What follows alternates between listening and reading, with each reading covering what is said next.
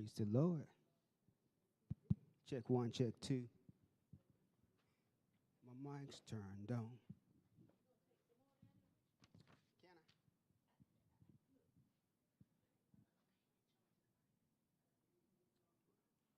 So,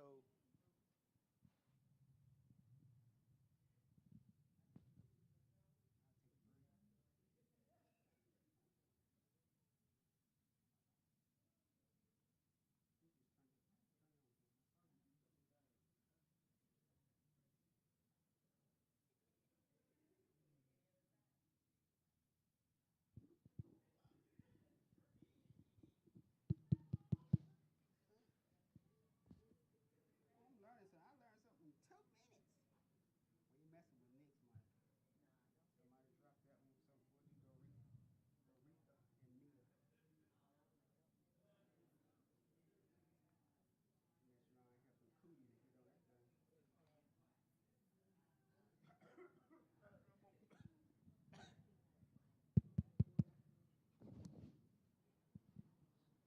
I'm supposed to do something for Brother Crawford. I forgot about that.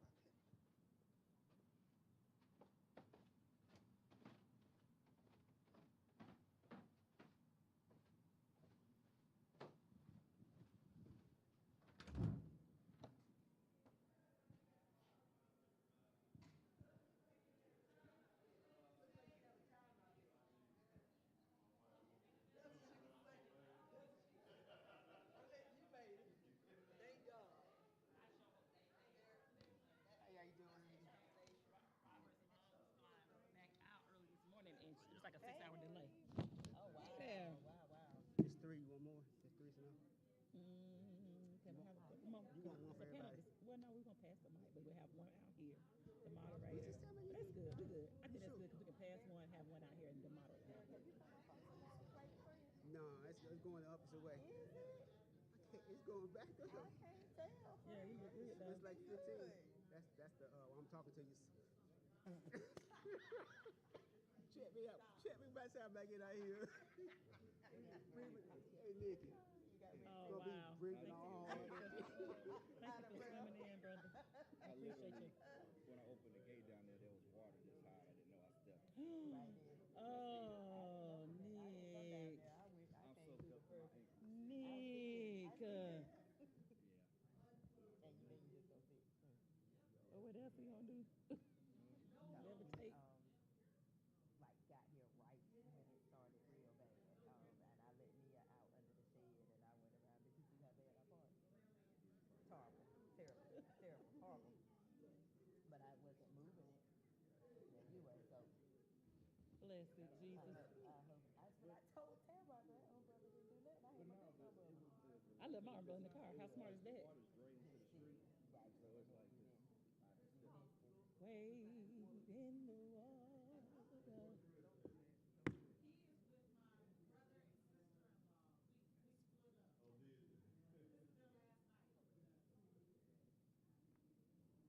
Ooh.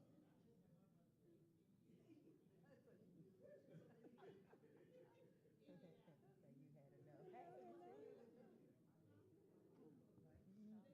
Hey, sorry, how are you? Good. Doing good. Yes, ma'am. Juneteenth blouse. Black History blouse. Good, you doing them Soaking wet. I let them out under the Robinson.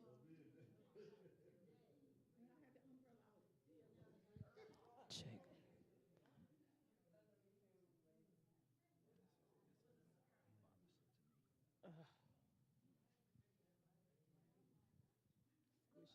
Squishing Around.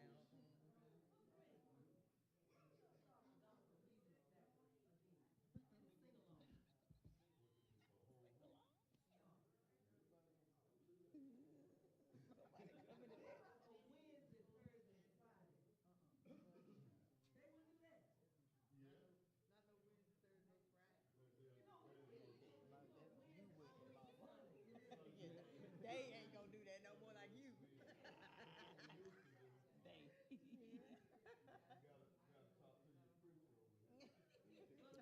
Not throw you under the bus. He loved not being I didn't know why Not being doing all responsible for that. grading. I don't know why she was. I didn't know why on that retirement day she was doing all that grading. Now I get it. Ooh, I said, Jesus. you duped me, friend. Like hoodwink and bamboozle. It's so funny. When I first became CEO, now I've been on the points board for years. I'm one of the inaugural board members. And so I'm right there up close with the CEO. I was on the job for about a month before we had our next point board meeting. After the board meeting, I said, you ain't tell me. She was like, it's hard. It's hard every day. I was like, she was like, I couldn't tell my board that, but she was like, it's hard. I was like, you didn't tell me. I said, I'm looking at you and I'm thinking, All is well. she was like, every day, every day. She said, it's hard. I was like, I appreciate you so much more, my God, today. I said, why tell me, if you ever decide that you want that this is it, I support you 1,000%. And I know you get it. Maybe But you if ready you to ever say you don't want to do this no more, pass I'm the with torch, I'm with train you. up your Listen, replacement. I get it. It's not something that you're supposed to just do until you die. That right there, I know. People that be trying to hold on. Let it go. I'm like, I'm training up my replacement Let me tell you as I something. Let me tell speak. you something. When I say how many years I got, 30. Okay, so 29 and how many sick days? Because I don't know. What's that? Sister Warren did 40 something Hey, girl, years. I'm on the program. Who did that? Hey, Daddy, can you hand me You one, can open please? us up with prayer. I wouldn't be mad. Them eyes watering, Daddy. You little Nick. Yeah, you got a little. You little Nick. Got a little. Nick is over here swimming in his shoes, squishing and squashing in his tennis shoes. Stop doing that.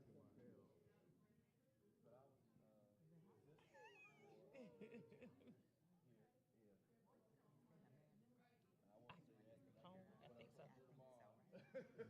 You're doing better than me. Hey, thank you for swimming in. I appreciate you so much. That's so cute of you. that is so cute. When she didn't have the order ready for the national fundraiser, I said, we got new members that don't even have any paraphernalia. She said, I'll tell you what I'll do. Who are the new members who ordered? I said, we have 4 new members who ordered. She said, I'll give the 4 new ones free t-shirts. But Tamika couldn't get hers. All right. Good evening, everyone. We're going to give our travelers that are swimming in about 4 more minutes, and we'll get started at 1:15. Very much like the news that we were free, we're going to start a little late, and we'll enjoy the evening, okay? Mama, we got pieces from roses before I was in 99 cents. So if you ever need something, go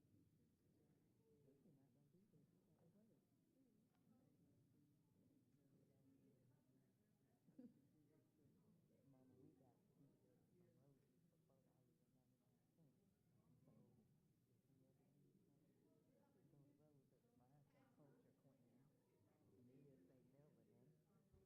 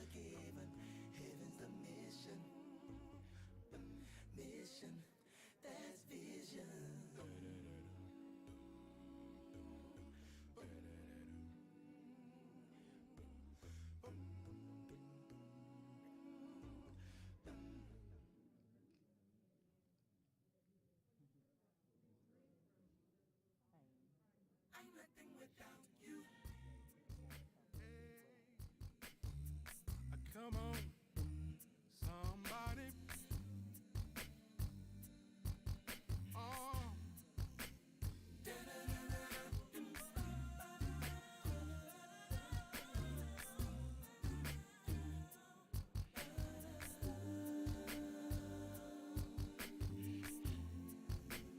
I'm nothing without you, baby.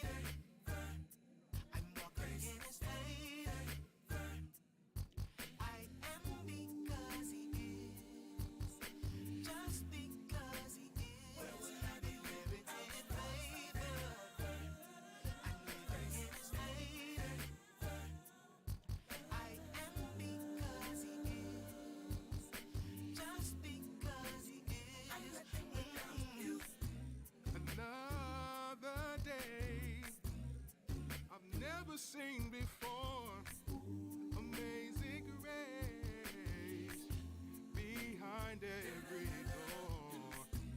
I cannot escape God's love. He pours it way down from above. If you ask me how I made it this far, I'll be sure to tell you it's by God's favor. I am because he is. Just because he is. Where would I be where it did favor? Said favor, favor, favor. I'm living. Just because he is. I'm nothing without you. Trials knock on every head. I don't always understand, but I'm trusting in the Lord that it's a part of the plan to mold me and make me, strengthen and shape me. 'Cause what the devil means for evil, God works for my good, and with all that favor, anybody got that favor? Yeah. I need you in my life. Please don't take it away from me. I can't walk without it. I can't even talk without it. There's no me without you.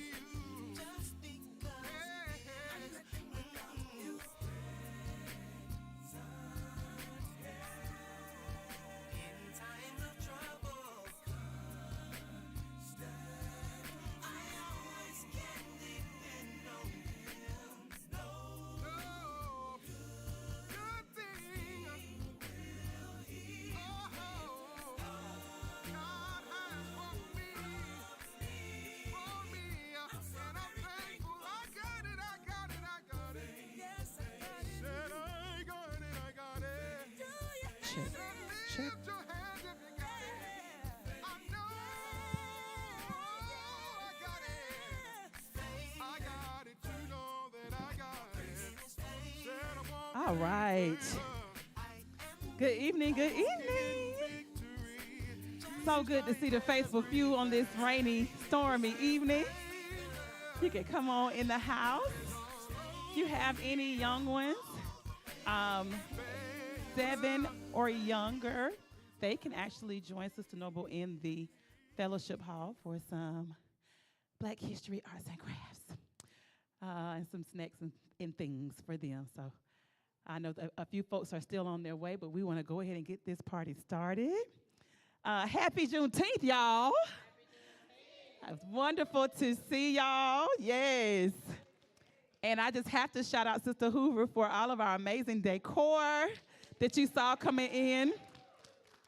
She has been working so diligently on that. And I just want to shout out everybody that joined in to put our little program together. Sister Noble, Sister Jeannie Holmes, all of those that said, no, we're going to do something for Juneteenth. We're going to do something. And I just appreciate that so much. So what does the evening look like? 2 things.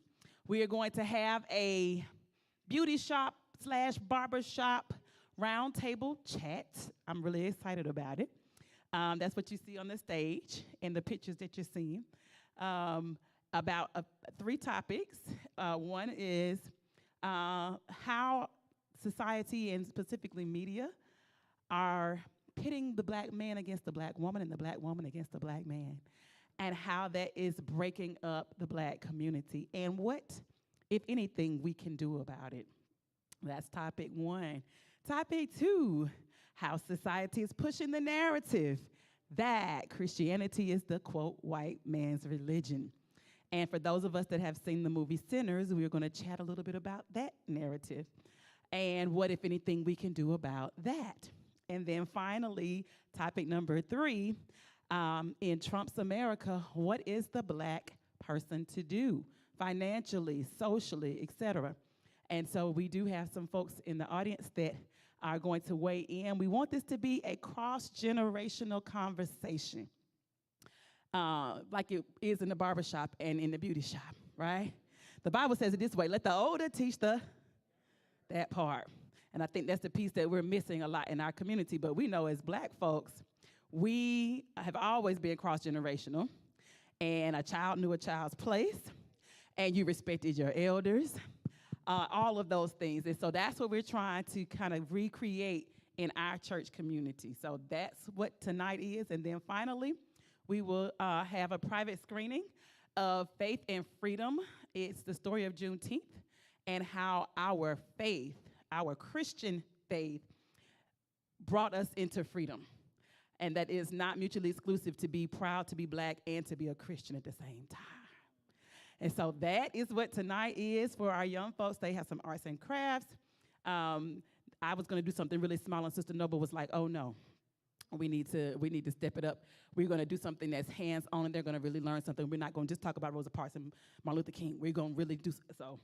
That is definitely what they have lined up for them in the fellowship hall. And then we do have some refreshments, kind of a potluck style, some refreshments. Thank you for those that brought a covered dish or something to nibble on. We appreciate you so much. And so we were slated to be done by 8, maybe a few minutes after that.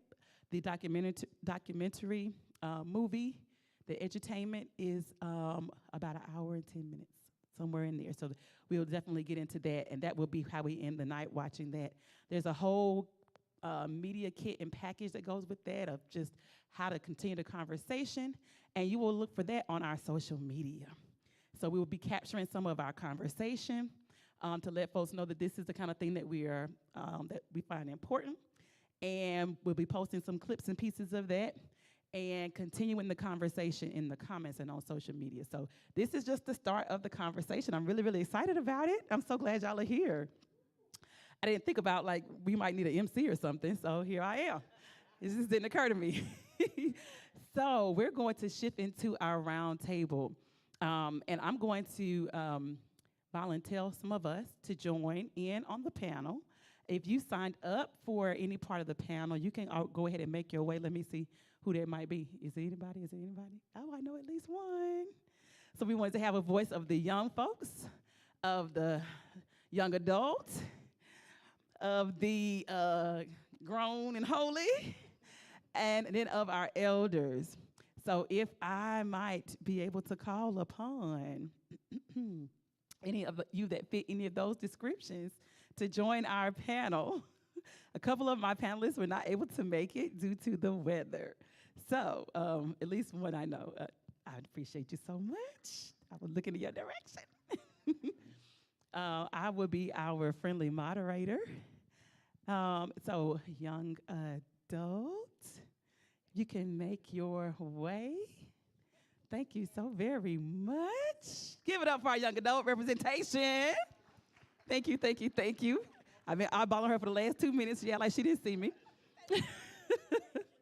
And then for our elders, if you wouldn't mind, and I know you wanted to just relax, Brother Green, might you represent our elders? He said you can do it from the audience, because we're going to allow some Q&A from the audience as well. And I'm going to debut as my runner for those that have questions in the audience. I do like to screen questions, since we will be capturing some of these. So if you think of something, I would love for you to go ahead and you can just come up. You can jot it. And our runner can get that question to us. So if you think of something, please pop up. You can jot it down. I have some questions already prepared for our panelists. And then again, as the conversation flows, we can also allow to hear from you, because we do want this to be a conversation. They're on the stage just so you can see them, but this is a conversation. And feel free to come a little closer. Don't be shy, so that it feels a little closer and a little more homey. All right, let's see. Oh, it's all ladies represented. I see it is the beauty shop picture up, but we do have a barbershop. I'm going to call on Derek, if he wouldn't mind. Don't do that. Gotta have some. We gotta, come on, give it up for our black men. Can we just do that? Can we just do that, please? The seat right here for you. I appreciate you so much, my brother. He ain't never had a problem talking, so I don't know why he looking like he's shy. I have to take the mic before I have to. And this is the one I want to get captured. I'm going to deputize one more person.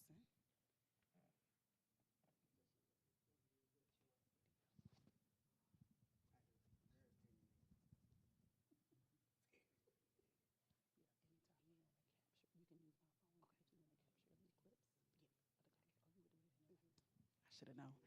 Oh, I just love my people, Sharpe Road. And I do want to shout out any of the National Association of University Women that joined us on this evening as their monthly activity. Whoop, whoop. Oh, I didn't say you, Veronica. Hey. All right. So, as the first question that was posed to us, we're actually going to go in that order. Before I get into that one, I want to just get a show of hands of anyone that has happened to see the movie Sinners. I just want to see before I get into, up high for me. Let me see. 1, 2, 3, 4, 5, 6, 7, 8, 9. Okay, about 10 of us. Okay. And there will be some spoilers. So if you plan on seeing it, so sorry. There'll be a couple of spoilers, but it's not about the movie. It's about some of the narratives in the movie. So that will be our second topic. So topic 1. Thank you, Tammy. You're so wonderful. I appreciate you putting those up there. Topic 1, the black man and the black woman being pitted against each other and how that is impacting our community. So before our panelists weigh in, just want to get a feel of the room. How many of us feel like we have seen that within the last 6 months, we've seen something that says someone somewhere has an agenda and they are pitting the black man against the black woman and the black woman against the black man? If you feel like you've seen something like that in media or anywhere, let me just see a show of hands. I'm curious what you're thinking already. Okay, 2, 4, 6, 8 of us, 9, 10 of us, okay. And so I'm going to ask a couple of questions, and then you all please weigh in on. The first question is, do we see that? If so, where do we see that? How do we see that? Some people might say I'm a conspiracy theorist, right? Because I'm always looking for the hook. I'm always like, why did they do that? You notice that commercial, they never have a black man and a black woman in the commercial, ever. It's always something else. It's the single mama. It's somebody with somebody else. It just never a couple. And so Robert and I started this game about 3 years ago. True story. We were going to try to count how many couples, they're just like a happy couple in a commercial. Okay, how many of y'all seen the commercial? I don't know the name of the comedian. Oh, man. It's about some kind of body wash, and they're fighting over the body wash. What's his name? Dion Cole. And they fighting over so the whole thing, every commercial, they're arguing about the body wash, right? I said, well, first of all, there's a black couple. There's 2 brown-skinned people that are an actual couple. There's one of the few couples that we counted, but they're not happy. Let's be clear. They are arguing over the body wash. I said, well, they finally show a couple, but they're not happy. But everybody else I see on, the commercials who are on vacation holding hands and smiling, they show lots of couples of everyone else all the time. So that's going to be your challenge starting tonight.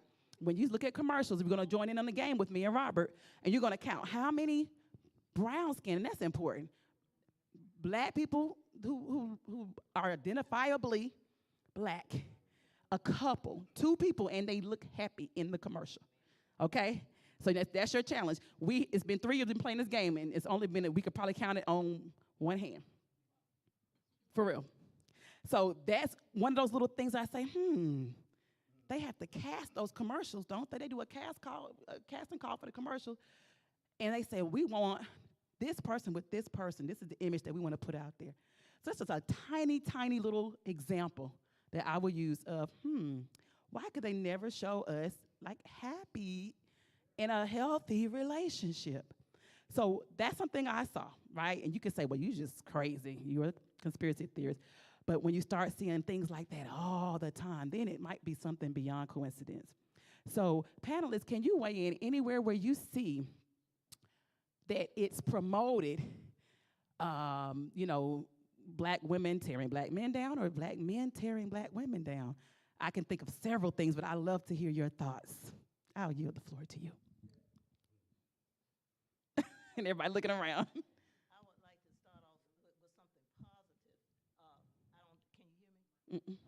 Is it? It's not on? I would give you the one that ain't on, huh? Here you go. You're right about not seeing a lot of positive images, but there's one Food Line commercial with the family together, a black family together. I saw that. And the mother supported her son because the little girl he asked to the prom said no, and she made him a She's cake. like, it's okay. And she said, it's okay, and the dad okayed and said, son, it's going to be all right, and the sister was there supporting him as well, and everybody was eating around the table. Who saw that commercial? And that's a beautiful commercial. Why was that one of the ones that we saw? Like, how was it that we could actually count the commercial? But Yeah, I said, I can't believe, we had a whole conversation about that commercial. Yeah. I said, I can't believe it. Yeah, and that is very few. And then I grew up during the time of the Amos and Andy thing, and those type of programs, and everything was negative. And like you said, black women and either being very castrating the male, so to speak, and talking down to the male figure in the house and that sort of thing. So, even it starts in the home.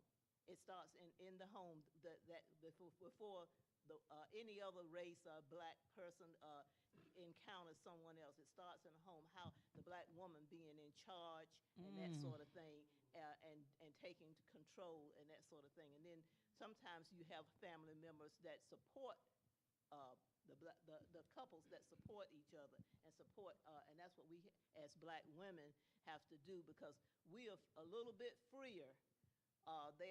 We are more acceptable than the black male sometimes to the public, so and to other races.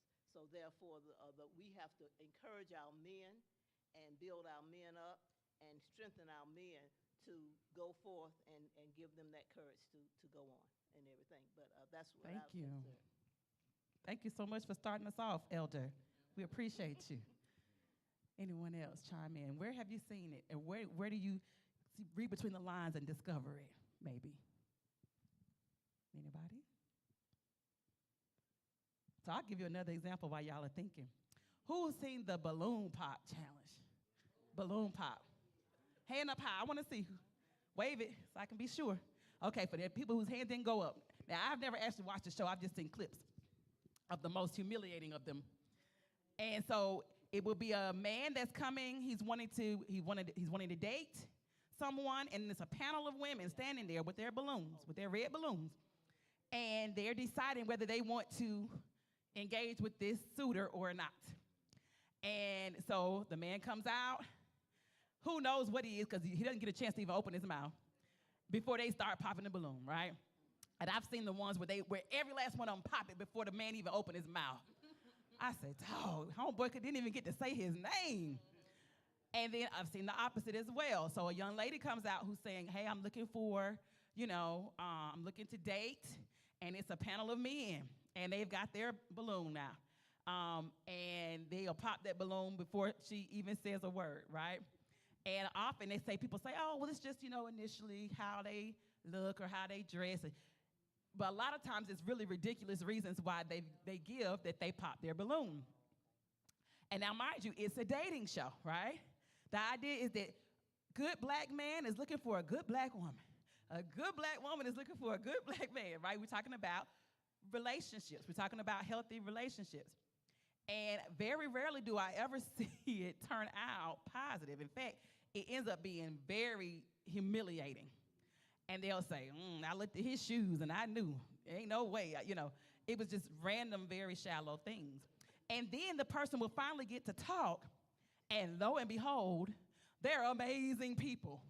They have a children's foundation that they run, and they're amazing people, right? And so this is shown, everyone laughs. And so what is the black woman, when she's watching this show, what is she thinking? Well, dog, I'm single, and I'm looking for someone, but I mean, if this is the standard, then sheesh. And the black man, bless his heart, if he's watching that, what's communicated to him? See, all they care about is money. They all gold diggers. Ain't nobody really out there that's trying to. I've heard the conversation, so I can talk about it. I do go to the barbershop, so I've heard the conversation. We have this conversation every time I go. And my barber is a good guy, single. And I'm saying, everybody's like, what's wrong with him? It must be something wrong with him. He's single. So I get to see it from different perspectives. So I would give that as an example of, okay, who made this show? Why? What is it communicating? Why is it so popular? When something becomes really popular, I'm always wondering, well, where did this come from? And it's just to ridicule and embarrass so that, well, I won't even step to anybody now because in their mind, they're going to pop their balloon before I even open my mouth, right? It's nothing that supports healthy relationships or courting or anything. It's always the opposite. And even to Sister Sims' point that, they say that you raise your daughters and you love your sons. Who's ever heard that phrase before? You raise your daughters and you love your sons. 5 people, that's all? Y'all ain't never heard that before. They say in the black community, we raise our daughters and we love our sons. What does that mean? Okay, she said it already. She said we spoil our sons. Why? Because I'm so terrified of what may happen to him out in this world.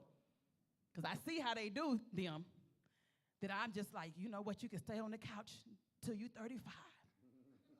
Because at least I know where you are and you're safe. Right? But the young lady, you better get a job. You better learn how to take care of yourself. You don't need no. This is our community. Am I lying? So then how does that support healthy relationships? Panelists, weigh in. Talk to me. It doesn't, and we all know this. This is a question that we didn't even have to ask, right? So this is a tactic that has been used in multiple communities where they don't even have to perpetuate the stereotype and say it visually because we've accepted it. And I think one of the biggest things that is saddening to me about our community is that we have accepted it hook, line, and sinker in some ways, where it has become so a part of who we are, we stereotype each other more than other people stereotype each other, right? Or us.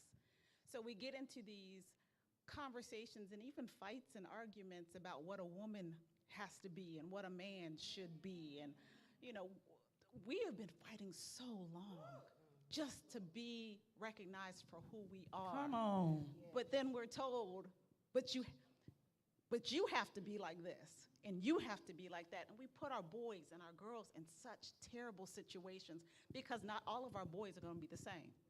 Not all of our girls are going to be the same. So what are you telling people?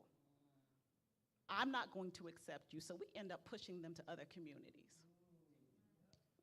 And so, we end up with people who are just so mad at each other because we feel this oppression, we feel this opposition from people who don't look like us, but then we get it from our own people too, who say, well, you should be like this and you shouldn't be like that, and they use our uniqueness. They use our beauty as like a curse word against us, and we do it to each other, right? We gotta be careful how we speak to people. We really, really do. Because God has made so much strength, so much resilience, so much courage, so much truth in each and every one of us. And I know I have gotten sucked into, being like, well, she should be more like this or he should be more like that. That's not right, though. So we have to check ourselves. There's a lot of other people need to do too, but I can't influence them like I can influence myself.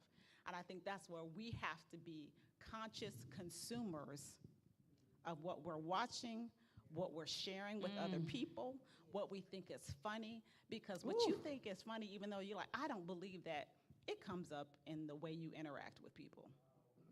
It's no doubt. Listen, Because that's what you're consuming. you done said so much. I haven't even seen the movie. Who has seen the latest Tyler Perry movie that everyone's talking about? Show of hands. Don't be ashamed. I haven't seen it. I like to see what people are talking about. So sometimes, even if I don't personally want to see it, I want to see what. So I haven't seen it, but I've heard a whole lot about it. And what images are in that movie? And I thank God we have Black creators. That's a wonderful thing. How are we leveraging our art, though?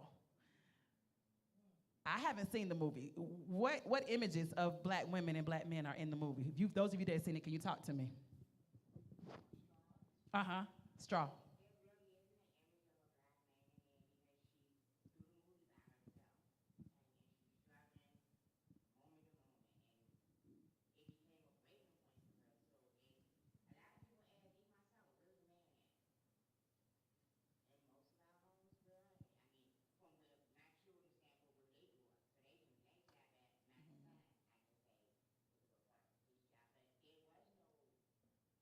There was no decent male image. Was there a good Black male image in the movie? I don't know. Y'all tell me. The male image that was in the movie cussed her out. Oh. So the way that he spoke to her actually got him shot and killed.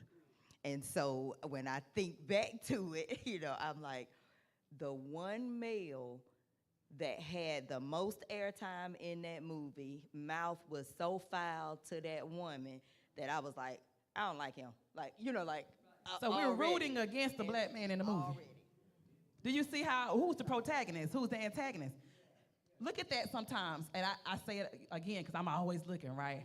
And so every movie, everything we watch, I'm like, we rooting against the Black man again, huh? The Black man is always somehow this image. And typically they're brown skin to dark skin. Let's be clear. It's specific. He was dark skinned. How did I know that, though? Right?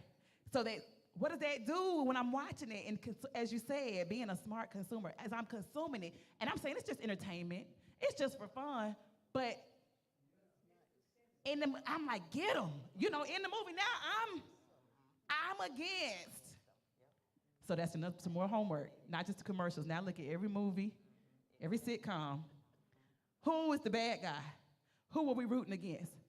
Even y'all get this now. I watch Hallmark movies because I'm just so over just all the craziness. I say, I just want to see something I already know it's predictable. I already know the boy and the girl gonna get together at the end. I just want some happiness and love. So I watch the Hallmark movies, but guess what, y'all?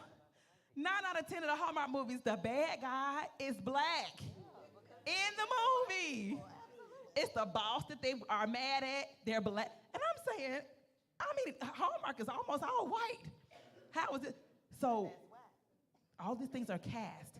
And that's why I said at the beginning, this is about media. Why? Because that's what affects how we think. It's actually what we consume. So we'll take one more thought on this before we shift to the next one. Yes, ma'am.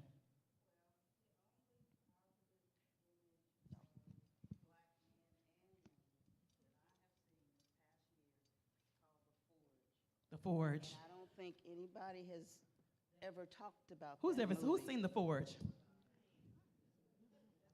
Okay.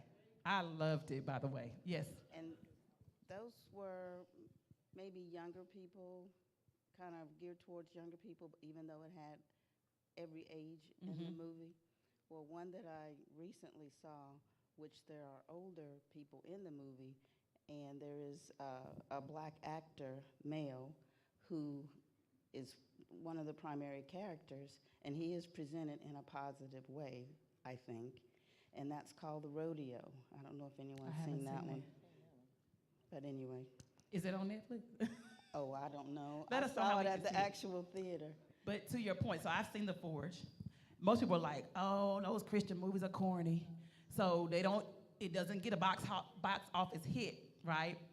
It's the stuff, but think about those things that have all of the money behind them. That means there's a lot of people that put their money into this image. And who is it that wants this image out there? You gotta ask, why is it that that's the big money comes behind stuff that's so horrible? And then something like The Forge, which was a great movie. I thought it was very well done, especially, Christian movies have a low budget. And I said, this was very well done. And I really enjoyed it. It wasn't the typical corny Christian movie that you could predict everything, right? I appreciated that they respected the audience a little bit more. But if you hadn't heard about it, probably. So to your point, why is it that's not even funded? And the folks that back that's a white Baptist congregation that put those, and they have a lot of black leads, which I find very interesting. So to your point, thinking about what we're consuming and not just saying, well, I just want to laugh. I just want to have a good time. It ain't that deep. But really thinking about what you're consuming, and then what can we do about it? To Sister Jeannie's point again, how we speak to each other. That right there could build someone up or tear them down. And then how we support the images of a healthy relationship by having them ourselves. Having them, so somebody knows it's possible. I found out a lot of good black men and black women who have great, healthy marriages do not talk about it. Nobody knows. They just off being happy. And ain't really. But the ones that's struggling, everybody know. And they talk about it all the time. So then somebody that's not married is like, well, I don't want to be married if that's what it is to me. So those of us that have a healthy, I see you, sis, I'm going to get you to run her. See y'all engrossed in the conversation. Nobody told you to put them cute sounders on in the hurricane. That if you do have healthy relationships, and again, what's healthy, but if you do have healthy relationships, don't mind sharing about that. Sister Kelly Neal has a podcast where that's what she's doing.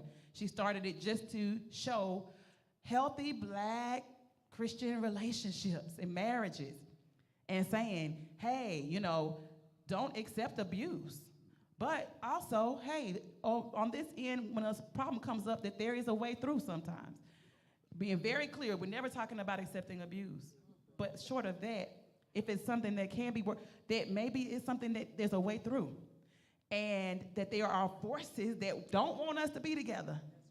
Not just racism, Satan himself hates covenant. So he's going to come against every healthy relationship, more so than an unhealthy one. Right? He's going to stoke the fire for an unhealthy one and going to come against the healthy one every time. And so knowing that that is actual spiritual warfare that's happening, then maybe we'll be able to see more of those healthy relationships. You say your son's a good father, that we'll see more of that. So that's a kind of like, well, what can we do? If you have one, share. Share. Let people see it. Don't be so closed off. Oh, yes, ma'am. I was going to say, I think we have to recognize the fact that this all goes back to slavery. And sometimes we don't want to teach that. Can you imagine a black woman, you're married to your beautiful black man, and all of a sudden they put him up and you see him castrated? And so they put that fear in us back in slavery. And then what they've done systemically, it's a systemic issue. It's always systemic. In the education department, more women are teachers. There are beautiful black men that are out there that can teach, but they don't hire them. And then the educational system pulls them in a different direction, so they're not in the classroom teaching our black children. So I'm just saying that we have to recognize and we have to teach our children. I think we were talking about it in the back. In the scriptures, they taught those children from the time they were little about their history. So we as elders, are we sitting our children down, our little beautiful black daughters, our little beautiful black sons, love yourselves, you're beautiful. teach the history. We need to teach the history because systemically they want to erase our history. And it's up to us to make sure this event like this, we're constantly teaching. We're constantly teaching. You never stop teaching. It's nothing any beautiful than a beautiful black man. Well, And I'm going to say that. I love our black men. I'm telling you. But we got to teach that. You got to, if a young girl doesn't hear her mother say, that's one more beautiful black man. And beauty doesn't just mean, oh, they Physical. fine and whatnot. You know what I'm saying? So, and even to your point, talking about marriages, you have to support it. I'm constantly looking, like I'll say you, Nikki, I look at you and your husband, how you all kid around. That's pretty. Our sister Jeannie, I was telling her I enjoy how she and her husband go back and forth in Bible class. You see, it's the love there. So like you're saying, we have to push that love more. Amen. Amen. Everything she said, amen. It was one other, yes. It was me. I was going to say, even aside from married couples, we have to look at, you were talking about how couples who get along well, who are succeeding, you don't hear about it, but you hear about couples who are failing. But you hear about failure as a whole in the black community because for whatever reason, we're happy to see someone else in the black community failing. You don't hear the celebration and the jubilance in other communities when someone's failing.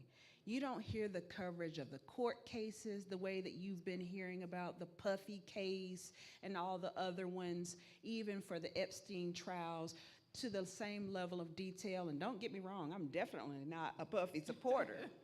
However, I will say we seem to be so excited, whether it's fact or fiction, and we don't stop to determine what lens we're going to look at things. Just like right now, look at all that Tyler Perry has done for the black community. Even though a lot of his movies do paint a negative narrative, he has purposefully gone after actors who have filed for bankruptcy, who have never been paid their worth, who have not had a job since the 80s. Cicely Tyson spoke out on this. Sinbad has recently come out and said that if it were not for Tyler coming to him when he was in rehab, he had lost his will to live after his stroke. Hollywood had forgotten all about him. But he trained because Tyler talked to him about playing the role of someone who was well, and he regained his will to learn how to walk again and all of these other things. Taraji P. Henson said it was the first time she had received a real paycheck as an actor ever. So this man is doing real things. He turned a plantation into his studios. And instead of us celebrating all of these things, we are now turning out in droves. I told you he was gay. And why are we celebrating? Because how often do we see white actors on his shows? Rarely. But now, one of the few that he employed is coming out saying that he sexually assaulted him. And instead of us fact-checking this, we're turning out in droves. I told you he was gay. Is he gay, though? Or are we just so excited to see the downfall of a black man? The text messages that I read, I'm looking at him talking to somebody about a potential TV show. But we choose the lens through which we're going to look at and interpret something. And instead of us deciding to look at something objectively, we're like, oh, he's saying this man has a beautiful mind. Who tells a man he has a beautiful mind? And I'm like, yes, in the following message, he's talking about Amazon and Netflix. Did you read that? Did you put it in the context? So I haven't seen all of the messages, but what I'm saying is, unfortunately, we're not looking at a white man baiting a black man for a downfall. We're celebrating as other black brothers and sisters that someone could really be baited for a downfall because he's a black successful man. Instead of saying, here's someone who's building for the black community. And so we have to think about these things, that black men are under attack in new, more divisive ways than ever. Because There's no black man who's immune to this, no matter how much money they have. And I just wanted to mention that. Thank you for that comment. Crab in the bucket mentality is very real in our community. We all know it. Soon as somebody, anything positive, it's like, let me see what, she ain't nobody. I know, I've experienced it just with getting a promotion. And then it was like, the crab in the bucket kicked in. It doesn't kick in until you start getting up a little bit. We've all seen crabs in the bucket, right? And you don't have to put a lid on it. Ain't nobody getting out. Why? Because as soon as I climb up just a little bit, sometimes on the backs of the ones beneath me, as soon as I see somebody that's a little bit higher than me, oh, I might can get up too. Let me grab on you so I can get up. What happens? We both fall down to the bottom. Very much still active today. And just being aware of it so that when we see something that looks like somebody's falling down to the bottom of the bucket, instead of relishing in that, the Bible says don't take any pleasure in that, right? You shouldn't even be, you should really should. We love a good train wreck, but it's our lower nature. And then we've been trained to do that, to your point. This is systemic. It's not individuals. We've been trained to do this. So we gotta, if we could just think about that, and everything we look at, we just say, who's behind this? Who benefits from this? Who might benefit from this? What agenda could this be working for? If we could just say that everything that we consume, we'll start seeing some patterns that I'm telling you, you'll be saying, oh my God, it's a whole thing happening here that I didn't even realize. And I'm just, asleep at the wheel, enjoying entertainment. This could be a whole panel by itself. So we got some ideas, thank you, some of the ideas of what we can do, because there's some things that we can do. We can start with just how we speak to each other, how we build each other up. We can all do that. Shifting to speaking of systemic, shifting to this idea that you can't really be proud to be black and Christian at the same time. Okay, those are mutually exclusive. All right. I have a little anecdote of me wanting to do a Black History program at a church when I was younger. And this church had never had a Black History program before. And I was a teenager, and I'm like, I'm just learning about Black history, so, oh man, I couldn't be stopped. And the backlash that I received from just wanting to have a Black History program. And I was told by a Black Christian, I never shall forget, that, we should be glad that we went through slavery, because at least we got Jesus out of it. And if we didn't go through slavery, we would still be, and I quote, somewhere in Africa dancing naked, end quote. I won't forget it. It was told to me when I was 16 years old, and it burnt in my mind. And I said, oh my God. This was somebody that was supposed to be the elder teaching the younger. And I thought, what? So the brainwash had been really deep already in my elders. So as a teenager, what was I to do? This idea that Christianity is the white man's religion that was introduced to black and brown people. First of all, where did that come from? Let's talk about it. And those of us that have seen the movie Sinners, I told you, spoiler alert, in the movie, one of the protagonists in the movie is a voodoo priestess, basically. They don't really say it in those terms, but she works roots, and she's the one that basically gives them a fighting chance to survive. Okay, not Jesus, not the Holy Ghost, her powers, her roots, her knowledge of herbs, her knowledge of natural things that can alter the physical realm. And so those of us that went to the movie, we're like, we're rooting for black people in the movie. You've got the father who's kind of like an antagonist. He's a preacher. The first time you see him in the movie, he looks scary. They made him oddly dark. And it's a cross in the background. He's in a white building and a cross in the background. And he's the enemy. And this woman, she's the love interest. She's the one that, Her root work is what kept her lover alive. And so, of course, it's a vampire movie, right? So we're talking about evil demons and spirits and things. So it's talking about spirituality.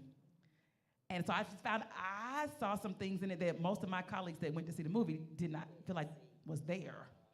And so I said, well, wow, you got to pick, don't you? You got to choose.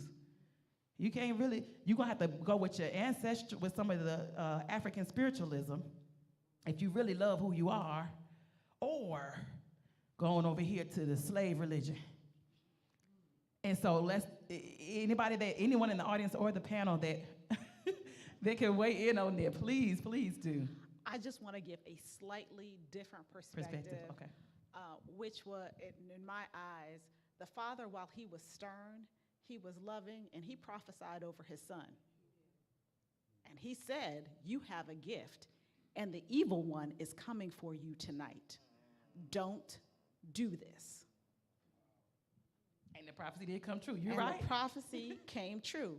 Not only does the son have a gift, but the evil one came for him that night. And the evil one, what happened was he released evil because the son didn't listen to it. He released evil on the world. So, but I still agree with everything that you said. And the father, when he came back, he still gave him stern warning about what he needed to do.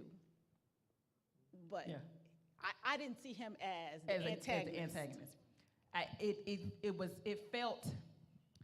It didn't feel very loving to me, I guess I should say. But yes, the stern came across very clear. The stern came across very clear, and it was as from the perspective of the child, who is the protagonist of the movie. I'm going against you, and we're rooting for the child. Yes. I think the concern that I had with the movie until the very last minute when it pulled out, was I was sitting in the movie and Pearson and I were side-eyeing each other because we were like, well, now wait a minute, was that it seemed like evil was prevailing.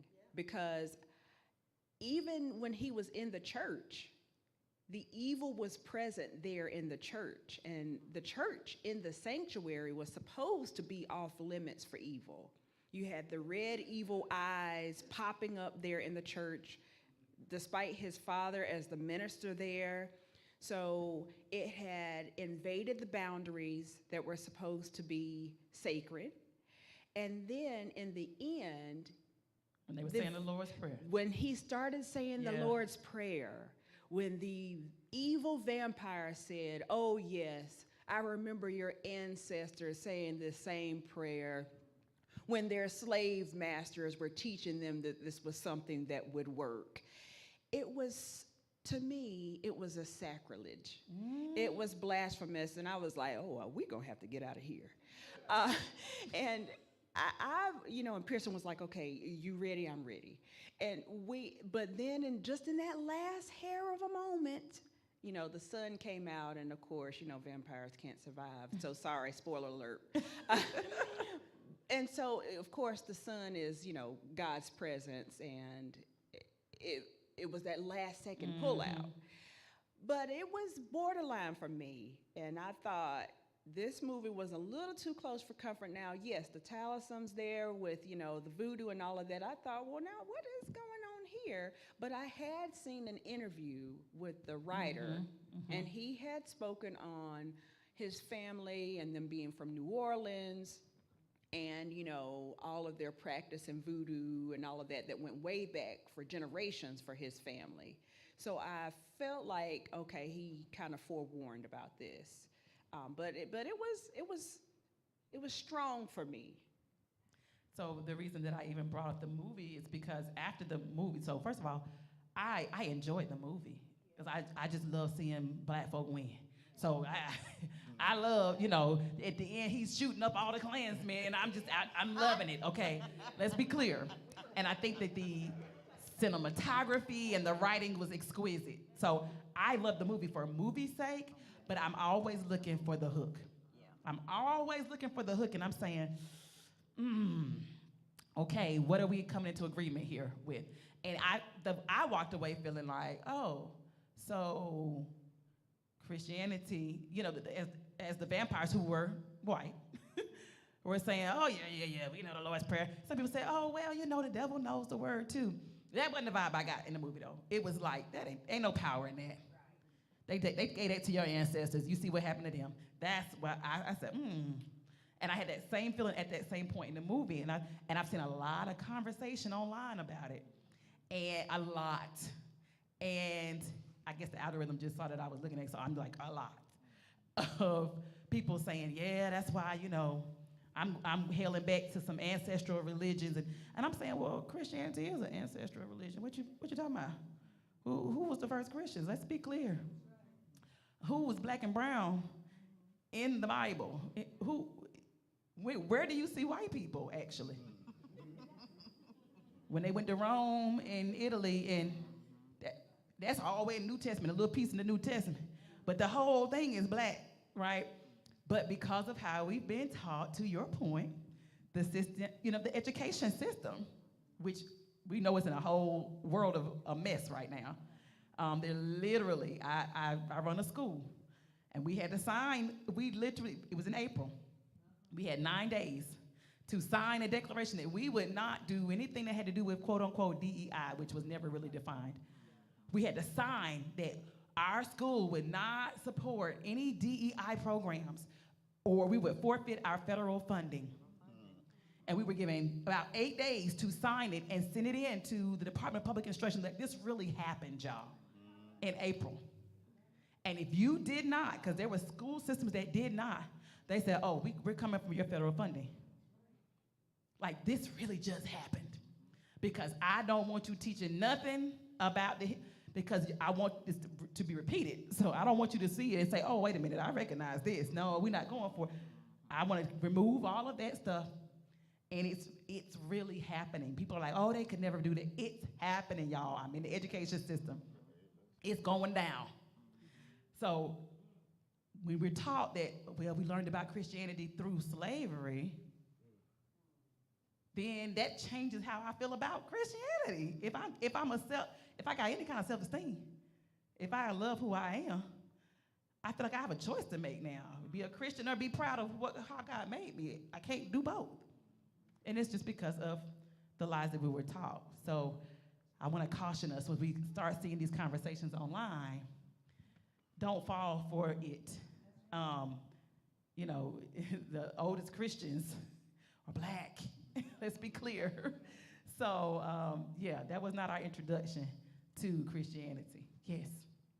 I saw the movie twice. I want to go again, and I was trying to break down each character and what I got from it. And from the Christianity point of view, I was all over the place. I think I'm a real black, angry person when it comes to slavery and those type of things. And so I didn't know anything about the movie for the beginning. I didn't know the guy was playing twins. And I'm like, it's two of them. I mean, my wife's like, it's two of them, you know. Calm down. And so that really fascinated me. I was as we were going down the rabbit hole, but the South and the way they were portrayed, the phrase that got me was "we family." That was the phrase that stuck me through the whole thing, from the initial encounter with the main vampire, and how they were looking how to use things that we say. And I go back to Acts 42, where we actually say, we family. You know, we do everything together, we spend time together. And there was a scene where they were fighting over, or talking about how not to give people breaks. And it was like, man, they worked all week. We should be able to help them out, and this would be the place for them to go and come. And we want them to come here to spend that money. And we make changes for us. You know, come on, let's. So allowing the plantation money as opposed to the real money. Right. And so what I said is to say, from from We Family. That part stuck with me because in the movie, once you became a vampire, he knew your thoughts, and everybody knew your thoughts. And he used every last person to persuade or encourage, or as with the Chinese family, caused her to go to the deep end. And I think that's how, when someone knows your sticking point, and for Sammy, That's good. for Sammy, that was going to be the cherry on top, because if you see everything that was poured into him, he wanted that gift, and he was willing to go through everybody to get it. I think we could do a whole, I would sign me up for the panel discussion about the movie itself, because I have so many thoughts. But everybody knows how to market to us. Everybody knows how to. Did y'all see the Google homepage today? It had the fans in the booths. And I said, ain't this something? They know how to market to us on this Juneteenth. I said, wow. Which means I could do that if I wanted to. I only do it every now and then, because we ain't studying y'all most of the time. But I know how to, if I wanted to market to you, I know how to do it. Because we all got our clacker fans. Who got a clacker fan besides me? I'm just curious. Okay. I just want to see who ready to do the boots on the ground dance with me. Right? It had the boots and black hands holding the fans. I said, wow. They have studied us so well, which is why I'm always looking for the hook. They know how to market to us. If you watch the BET Awards, every commercial, I said, man, everybody is all of a sudden pro-black. Because of that right there. So, yeah, we got, $1 trillion worth of expendable income as people. It's 46 million of us in this country. $1 trillion worth of expendable income. So we have enough money to do whatever it is we want to do. Just look at Target. Learn the parable of Target, and you understand, there is a power in the 46 million of us. So I just want to kind of wrap that thought up that Christianity is not the white man's religion. That's a lie. That's a lie. Don't fall for it. Don't fall for it. You gonna say? I saw you moving. No? Okay. And as you see these conversations online, I encourage us to engage, because the only people that are talking are the ones that think they know what they're talking about. And they're really leading a lot of people astray, especially our young people. They are leading a lot of them astray, and I've watched them go off. And next thing you know, they're in New Age and everything else. They burning sage and holding crystals in the moonlight. And it's like, well, hold on now. What is this? And it's an attempt to connect to something that you don't know anything about, but somebody's telling you what that is. So that's really, I see a lot of that with our teenagers. So I just want to put that out there. Any other thoughts on that before we move to our last? We have about 10 minutes on our last question. Okay. In Trump's America. My Lord. That's it. You was doing good, and then what should we be thinking about? What should we be doing? Economically, socially. You got I have a hand? Yes. I thought so. Oh, he said, come on. What should we as a people, should we be out there protesting with our colleagues? Let's talk about it. Did you want to start with your panelists? We can start with you, sir. Okay. That's fine. All right. You were already talking about it. Racism is an illusion. We are moving to classism. And classism is seated in economics, capitalism. We were brought here for labor. When we no longer were in that position, we were then set aside, and we were systematically removed from the capitalist base. They replaced us with the Browns. The Browns came over and created an underground or undercurrent of capitalism. That's how they've past us on the socioeconomic ladder right in our face. They're building and creating and maintaining culture and sticking together. They're building, they would take a small portion of land, they'll go vertical. Every roof you see going up, you see Browns. That used to be Pawpaw and them. Every plumber used to be Pawpaw and them. That used to be the deacons. That used to be your Masonic order. Okay? So with that being an issue, we have an economic emergency because there's about $85 trillion over the next 20 years that grandma and them have created that's going to be transferred. If we don't create the catchments to get grandma's house, grandma's them land, and create businesses that are funnels to allow those assets to move through, and employ people that look like us, that we will share in an actual community. Think about how many businesses, not jobs, businesses we have just sitting here, just based on, if you just look at what we consume. You mentioned it a moment ago. Absolutely, they're attracted to our dollars because we don't like our dollars to spend much time in the community. We're the best spenders in the country. We're the best spenders in the country.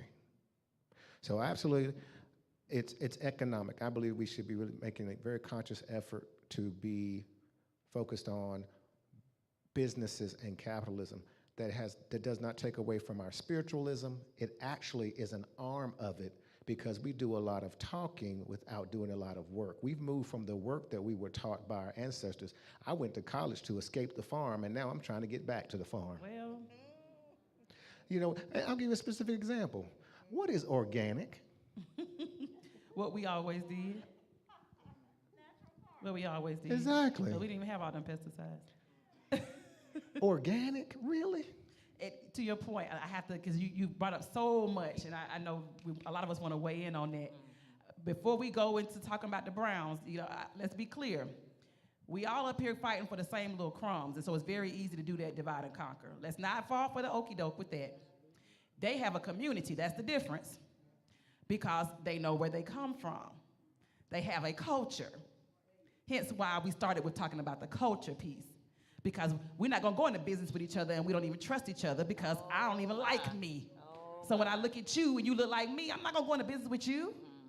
That's where I believe that why it's not an either or, but we gotta be clear about, well, why?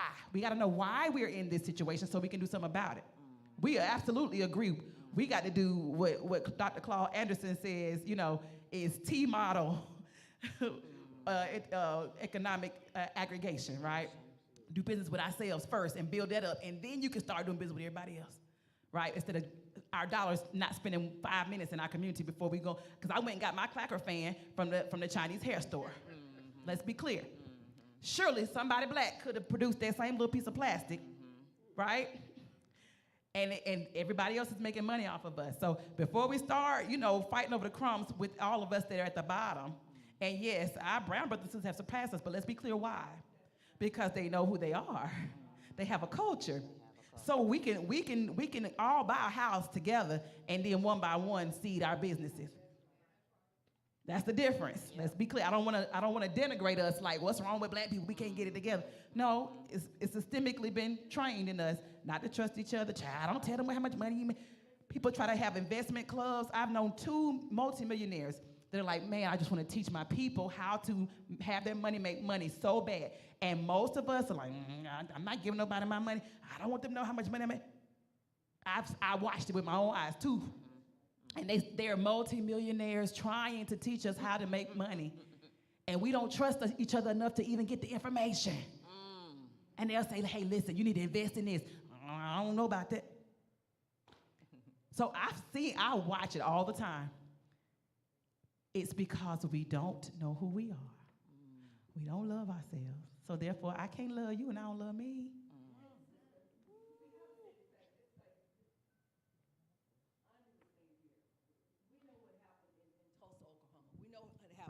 With Black Wall Street. Every time we get some systemic, they find a way to destroy it, to burn it down. Well, and exactly what you're saying. Racism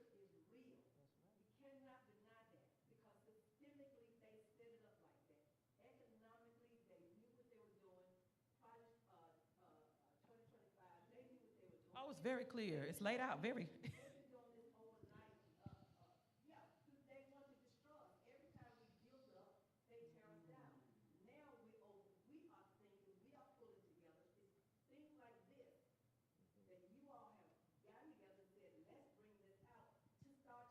Yeah. Oh, I'm so sorry. Phew.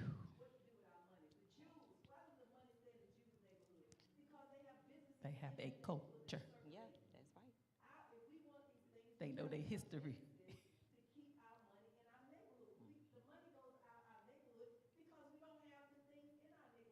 To keep us there. White flight is real, gentrification is real, redlining is real. All of these systemic things are very real. And it comes to, but you're right, the whole, and don't lose it, please hold on to it. This is an economic system. This is about money. Let's be clear. This is about money. Yes, ma'am.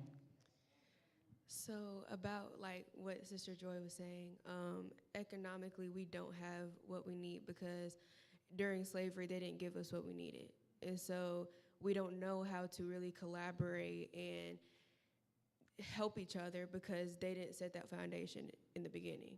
And so I feel like the way we could help that is going to people who actually want to help us, even though it's hard to find those people, but going to people who actually want to help us and saving our money, not just spending it, saving our money, and even helping ourselves so that we can help others. Saving your money. The mouth of babes. Praise is perfected. Yes. Thank you. You were swift. I need on the spot. I was just going to say a huge contributor to where we are today is we cannot agree on one fundamental thing, and that is reparations. And let me just say this. All of these groups that you have mentioned have received reparations. But the group that was enslaved and done a disservice for the longest and in so many different ways is the one group that has not universally received reparations. Subgroups have, groups in California have, Tulsa, so on and so forth. But collectively, we have not. And we have given reparations to groups that we have not even directly wronged.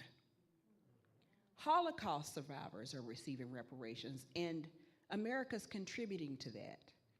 Survivors of Pearl Harbor, so on and so forth. Why are we contributing to that for displaced Asian Americans as a result of that? But African Americans are not. And let me say this.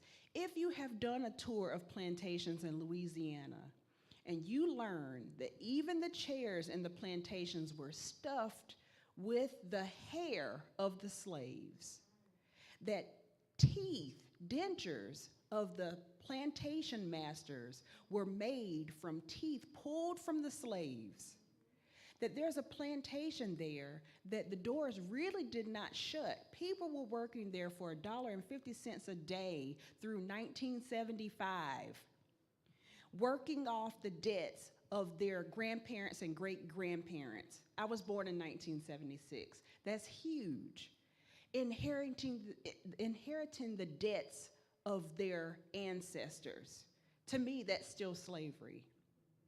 So whether you had loved ones who died in the sea, or they were sexually assaulted by slave masters, or they were forced into slavery, free labor, or they were working in these huts where you could touch the ceiling, in the sugarcane fields getting bitten by snakes, or losing limbs because they were burned off because molasses, to make molasses or sugarcane has to be over 400 degrees, so on and so forth.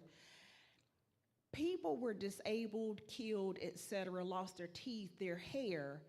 If today you had a loved one who was held against their will or killed, or even in a DUI accident, someone lost their life, you could file a civil suit, a wrongful death, a false imprisonment suit on your loved one's behalf, and you would win that civil suit. Reparations is no different. But we will not agree on reparations. I don't want a handout. It's not a handout. If you go to Charleston, South Carolina, and you do one of the tours, they will tell you that all of their wealth comes from the ink fields and from ammunition. That was built on the backs of the slaves. When their white males turned 18 years old, they were given 40 acres and $25,000. You know what their black slaves got? Nothing. When you cross the railroad tracks in Charleston, even today, you see most blacks are working in the service industry there, and there's extreme poverty. They have handed down that generational poverty, and there's extreme wealth in Charleston. You can look at those huge mansions along the coastline from that generational wealth. And they've spread that generational wealth up to Maine and Virginia because those were the only two that rivaled them in slavery because those sons moved up to those areas. That is proof that we need reparations. So reparations is not a handout, it's literally what we deserve for the generational poverty that we've been handed. Thank you. And even when you say the word, folks get tight. And that should tell you something, though. They really should. I asked ChatGPT 4. It's very interesting when you can ask a question and say, what would be the logistics of reparations for the descendants of the enslaved in the United States? And ChatGPT 4, like, it glitched, and it doesn't do that. Okay, it always has an answer. Well, it's hard to say. Then I said, well, how have reparations been, logistically handled? And I listed, Native American, Japanese American, Jewish Holocaust survivors. Oh my goodness, all the detail.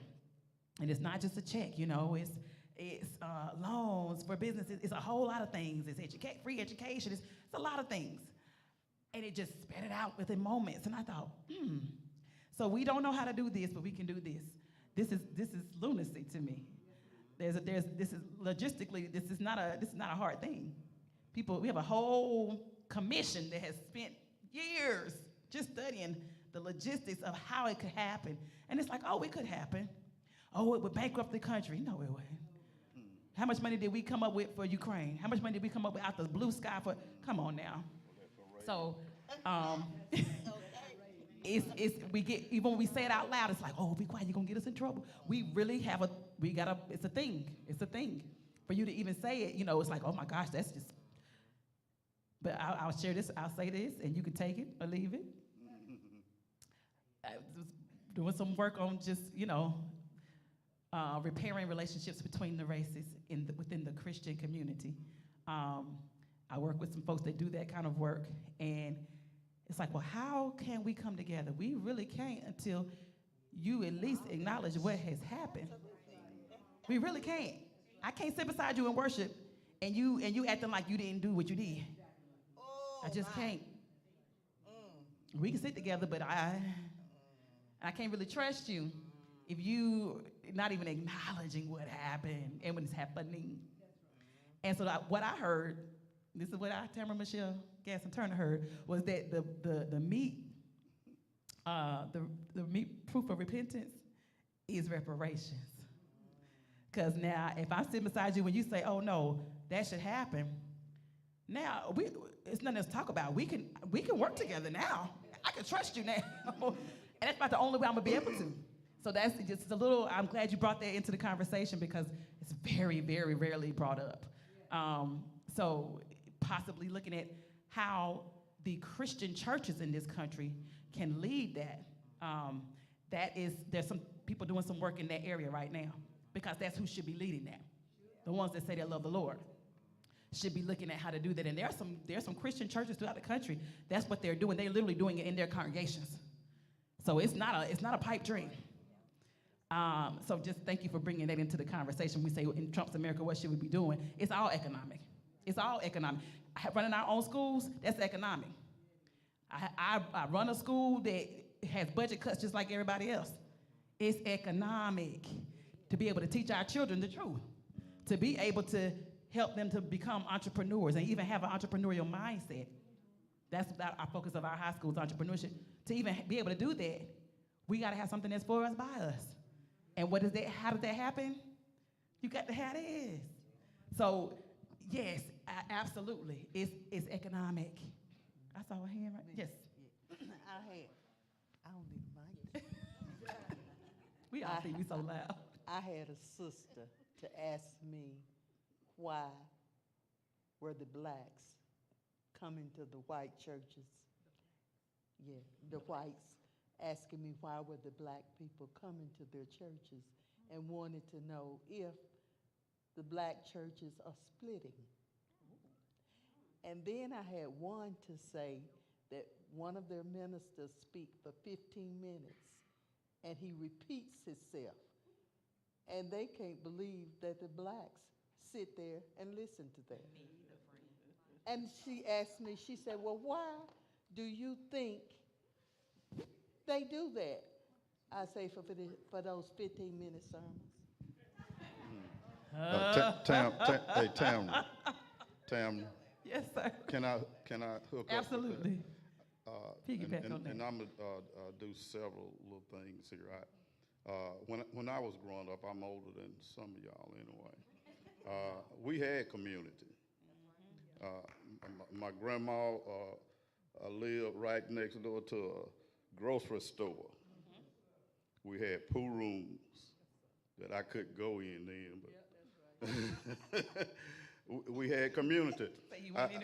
Our folk were the one putting roofs on houses, brick masons. We've lost all of that. Now, Hispanics have come in. They have a sense of community. Walltown, Sprague, belong to them. Correct. That's their community. And they Mm-hmm.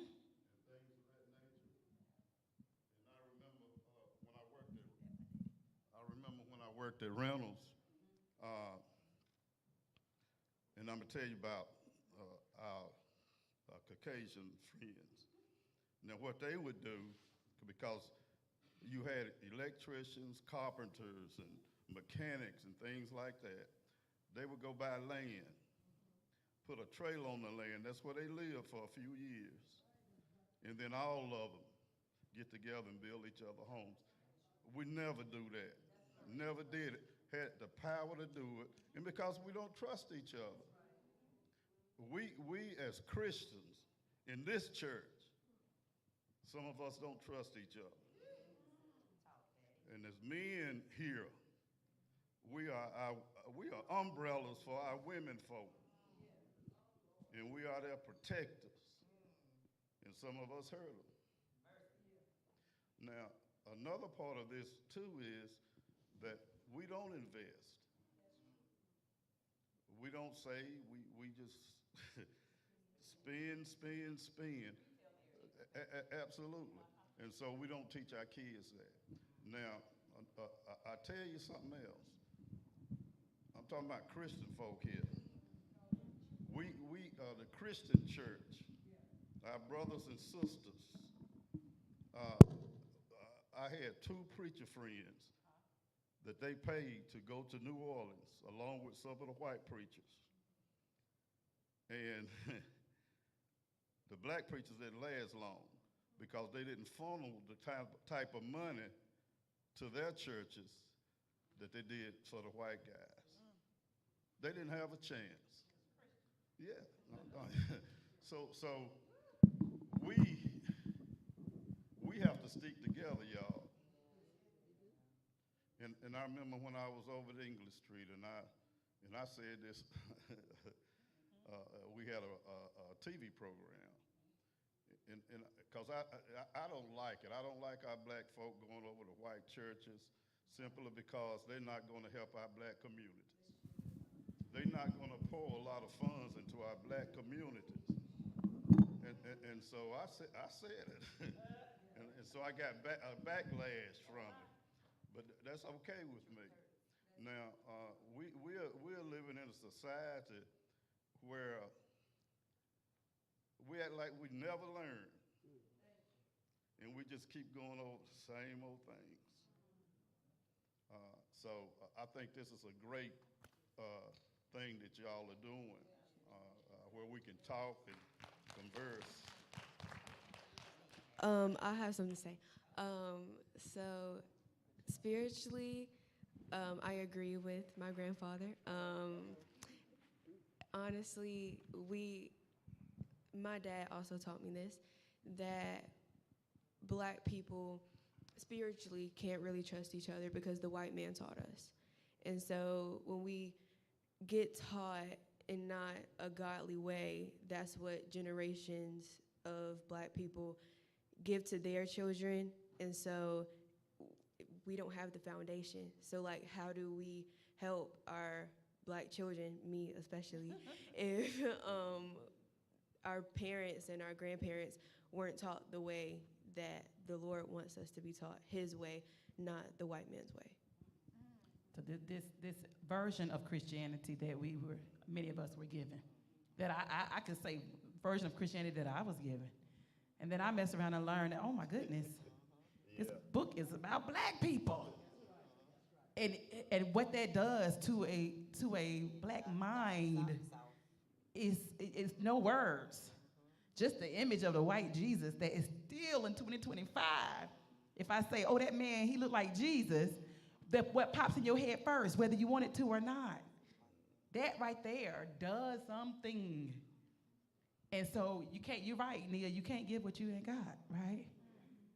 And so those of us that have it, that do know, those of us that know the truth about, hey, you were made in his image. You were the first chosen on the planet. When you start learning that, then that means that you're the ones that are to be teaching.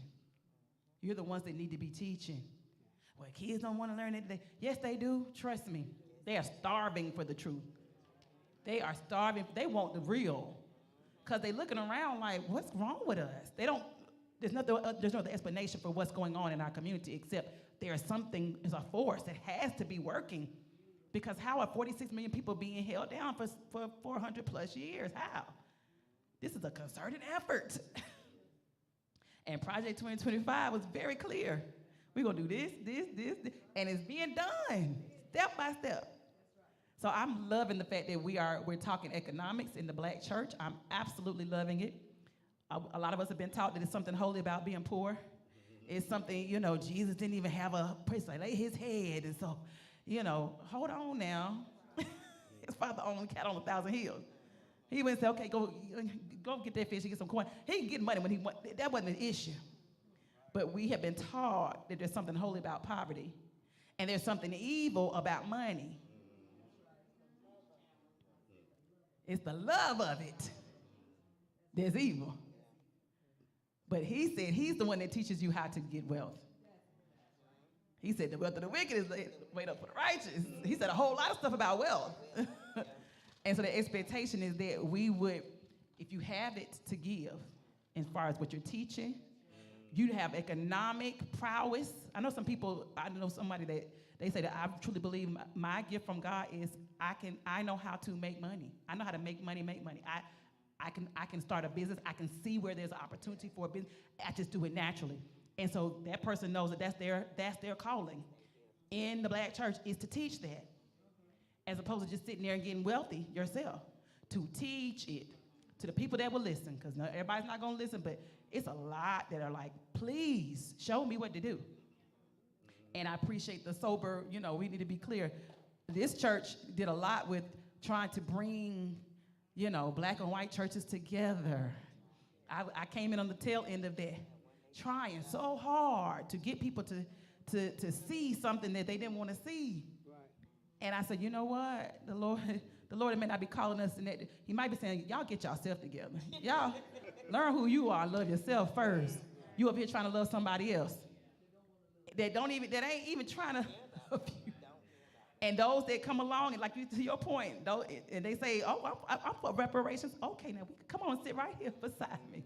We can worship together now. That's Tamara Michelle's turn. So let's bring this plane on down for a landing. Tamara. Jeannie told me this was going to be, she was Tamara, like, this can could I- be a whole 2 hours. You were Tamara, right. Can I squeeze on that economic and I'll be Absolutely. done? So You got 1 minute. I can do it in 1 minute. So the key is proximity. So if you're not together, you can't teach, you can't share, you can't do anything. You can't provide opportunities to learn. Facts. And so this particular body, we do a great job on Sunday. Great job on Sunday. We need to learn and find opportunities where we can come together other days, where we can encourage, teach, work with one another, help one another be better. Because sometimes we don't see people for months because I'm on this side, you're on this side, you go out that door, you go out that door, and then I'm like, did they come to church this Sunday? So if you're not making a conscious effort, seeing where there are loopholes, and the very first statement you said were, who's teaching who? Right. Older women teach younger women, older men teach younger men. That part. We understand that language, we just don't understand how to do it. How to do it. And so when we put an effort in, let's talk about money. Let's talk about how AI is going to be where all the money is. And if you're in a service business, I won't need you at Burger King to take the order anymore. It's you go to taking Burger it King for now, you. Go. It asks the little thing, asks you say, oh, wait a minute. It's automated. Just at the drive-through. And they get it right. And you can sound crazy. And they'll ask you, do you want to? How do you want your drink? And you like, and then somebody come on, can I take your order? the thing already took my order. What are you talking about? So what I said all to say is that let's look at some opportunities to share, to grow, to look for opportunities to teach the old as well. That if because again, there's going to be electronic money that's moving past us. Some people call it sleep money, where things are happening. You guys are very talented in some things and learn how to do it online. And those funds that come to you online, those who are crafty, there are some things that you can do crafty, if you do Etsy and that kind of stuff. Things that we can teach one another where money's been made. You create one project, and then it actually sells for you over and over again. Let's teach one another those kind of things. Thank you. Amen. I appreciate everybody's contribution. Oh man, there's so much more we could have said. But this is the start of the conversation. You said we're going to continue it online and look for opportunities. 45 of us or so, despise not small beginnings, because I'm really encouraged that, you came out on a day off to celebrate this holiday and us as Black Christians. I think it's just the most beautiful thing ever. So give it up for yourselves for being a part of that. And so she said, now when's the next one? Good question. We can't wait till another Juneteenth. We got to do it before then. Yes, sir. I want to make one statement. Now, the church can't do everything. Now, we got about 20-something small ministries here where we try to bring folk together where they could have some camaraderie and teach and learn things. But I agree with Brother Spruill in the sense that, we don't visit, I think that we have lost a sense of community. I'm telling you, we're moved out of certain places, and we don't want nobody to come back. Now, I'm going to tell you, I have gone to some of y'all's homes and didn't call. And then somebody said, well, Brother Green, you might want to call next time. So-and-so told me that you came back. And I understand that. I would want you to call. I would want you to call my house too. But I'm an old guy, so I just come. but what I'm saying is that you have to make a conscious decision to visit folk, call them, and do things with people. And so this church, I think, have done very well in trying to bring our folk together in these small groups. Where they don't feel like they're on the outside looking in. But it's just so many things. You just can't rely on the church to do everything for you. I'm telling you. Yeah. In our coming together as a community, we don't mean whole group, okay, in the sanctuary. That's not what we're talking about. We're talking about having a real community. And those that want to learn about this, let's come together and learn about it. Those that want to, have expertise in this, Let's share it. So that's what we got to get. And I feel like we are being forced to get back to that. And that's a weird kind of blessing when you're going through this kind of crazy oppression, that you start seeing who's for you, and you start being forced to trust each other. Our enrollment at our school is through the roof now. Now I've been begging folk to come to the school, right? But now they seeing what's going on out there, and it's like, oh, please. So sometimes it's a weird kind of blessing. Even he can work good, even for what the devil meant for evil. So I see some of that already happening, and I'm encouraged that everybody in this room on the same page. We are one mind. That this is what we need to do. So that's saying a lot. You got 45 people of one mind. We're doing something. So I'm just really encouraged. Thank y'all so much for our panel discussion. Panelists, get them a hand. Yes, you can. He's like, can we sit down now? The night is drawing nigh, but I did, those that were up for it, we still want to have the showing. You can tip out at whatever point you would like to. The sun has come out, by the way, so it's not dark outside. Praise God. The storm blew over. We'll transition into, we'll give you just a few moments to use the restroom. Those of them need to avail yourself. The restroom is right outside this door to your left for the ladies. Where's the gentlemen? To the right? I never ever been over there. So to the left, to my right, your left for the gentlemen, as we start the documentary. And those that came for your monthly event for the National Association of University Women, if you could all please come up front for a quick photo as we transition into our movie. And make sure before you leave that you grab a bracelet, a key ring, a bookmark. We have so many wonderful little takeaways. You can grab a few to give and share. Want to give them out?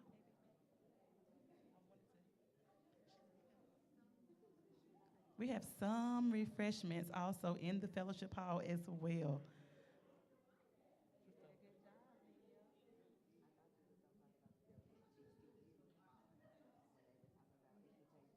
We did have a couple of students do our arts and crafts. I'm so happy. Listen, a lot of people don't know that flag. They don't know that red, white, and blue flag, so they learned a little something that some adults don't know.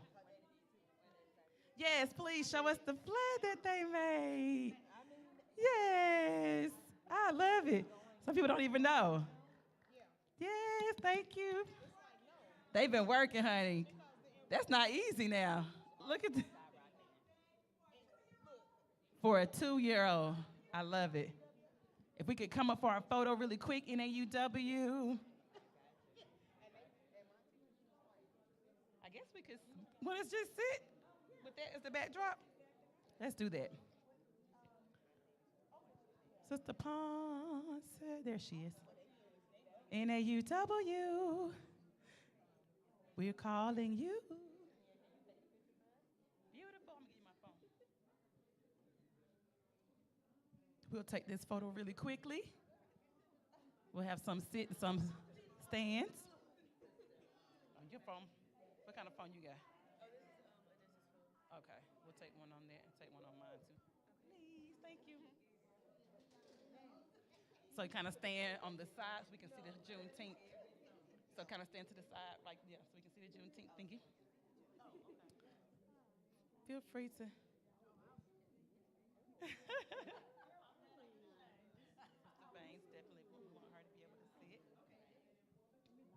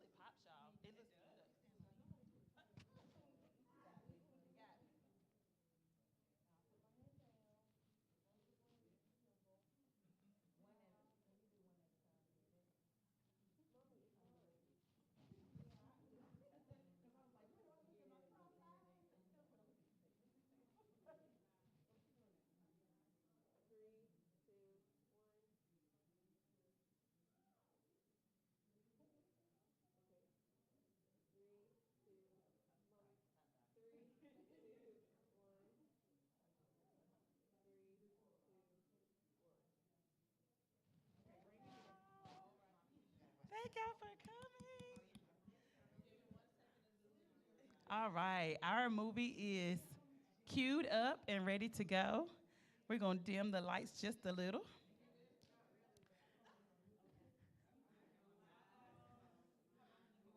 I wish we could do popcorn, but we're not doing it in the sanctuary, so. Appreciate you, sir. Thank you so much. National Association.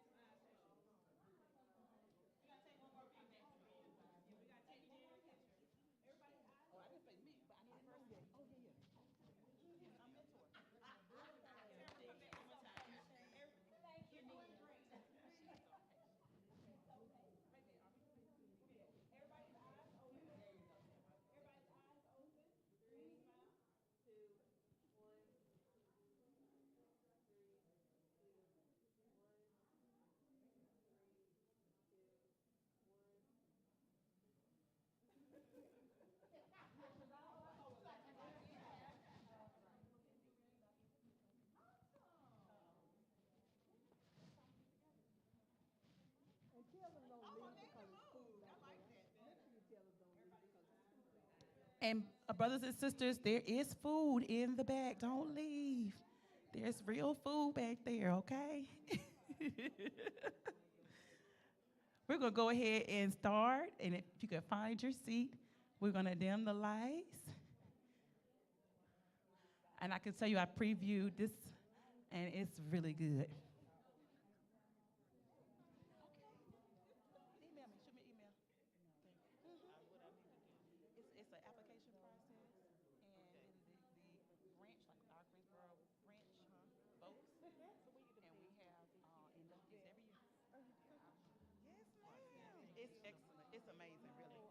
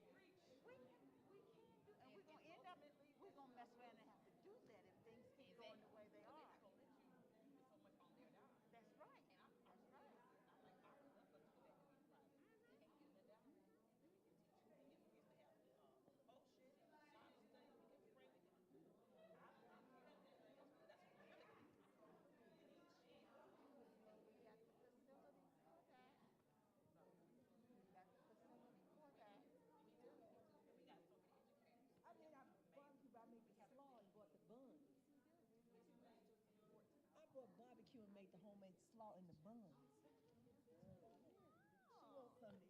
All right, you can go ahead and start. If you can get that volume up really loud, I'm going to close these doors back here. System is reinventing the way homeowners experience the outdoors.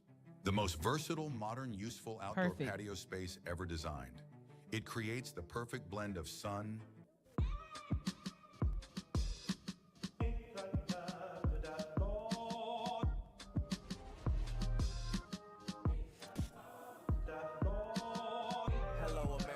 please stop with the eulogies. I wrote my own narrative, you don't know what to do with me. I was once broken, now I'm a working collage. I'm the thief on the cross, I'm still hanging with God. My savior walked on water, my ancestors can fly. My skin, it doesn't crack, my art travels through time.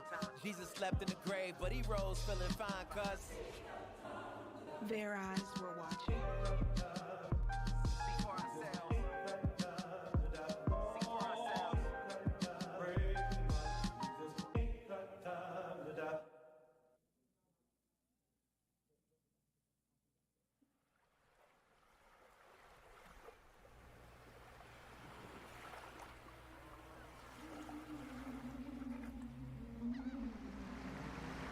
The diaspora speaks through my skin. The reverberating of salty tides, rusted chain boat rides, and arriving to the shores of Galveston ports.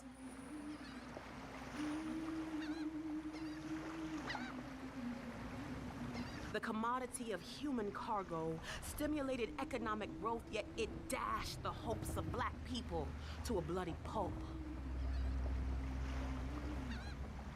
American apartheid begins. The rope becomes a noose on the neck.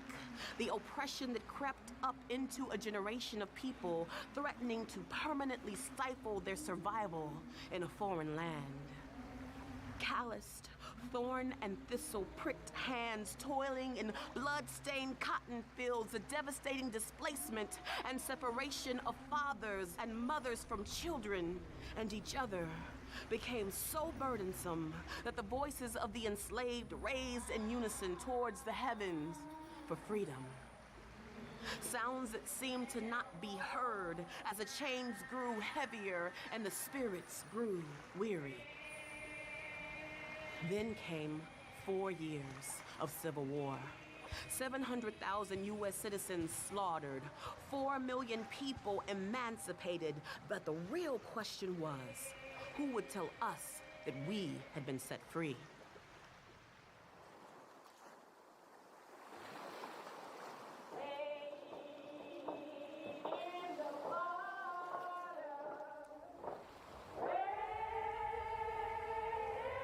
The idea of freedom is the center of the American ethos. It's our highest aspiration, and yet its opposite, slavery, is central to our origin story, America's original sin. Some stories are so painful that we prefer to turn away, pretending they never happened. Slavery is one of those stories, but I can't turn away. I've come to Texas to learn the true story behind Juneteenth, America's newest national holiday, and the first in which we together celebrate the end of slavery. I'm here for myself, a descendant of slaves, for my country built with their hands, and for my Christian faith, which was used to justify slavery and yet became an inspiration for liberation.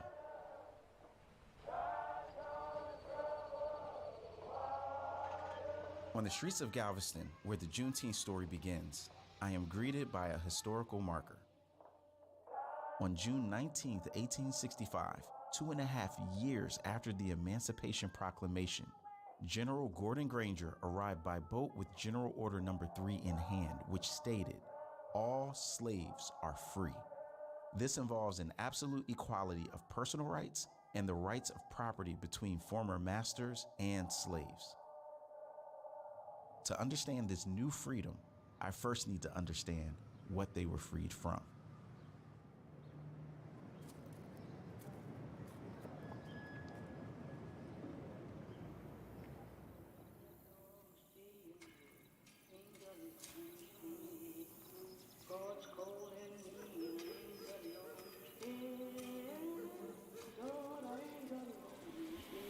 If I thought that I'd ever be a slave again, I'd take a gun and just end it all right away. Because you're nothing but a dog. You're not a thing but a dog. We have to make history tangible. History is something you can put your hands on. It's something that impacts us. And the reality is that the past is always present with us. We're still informed by it in some ways. We are still harmed by it. And so how can we work to correct something today if we don't understand how it came to be? The voices of the past echo into the present here. Pastor Michael Waters, a native Texan who has immersed himself in this history, will translate them for me. So we can begin with this. This is a manila bracelet. This bracelet was the form of currency from Western European countries when they went to West Africa in order to purchase our ancestors as slaves. 6 to 8 of these would allow you to buy a human being. It's very important that when we talk about slavery, that we humanize it, right? You can miss the humanity when you emphasize 10 million slaves, right? We want to talk about someone's son, someone's daughter, who made the arduous forced passage from their homeland to this country. And we also need to talk about the persons who were part of that business transaction. And so this was a part of that transaction. After you had been purchased, of course, you were put in chains. These are authentic chains from Ghana. Just imagine, feel the weight of these, of having these placed upon you. And these would be placed on wrist or feet? These would be placed on feet. Okay, these are shackles. And you'd be on the ship for months before you actually set off for passage. Once you came, unfortunately, to these shores, you exchanged chains, one chain for another. These would be the chains of the auction. This one right here says, strong, healthy African Negroes, lot number 32. W.W. Wilbur, who was a slave seller from 1806. And so you have marketing and you have branding in the selling of humanity. So this is an advertisement? This is an advertisement, absolutely.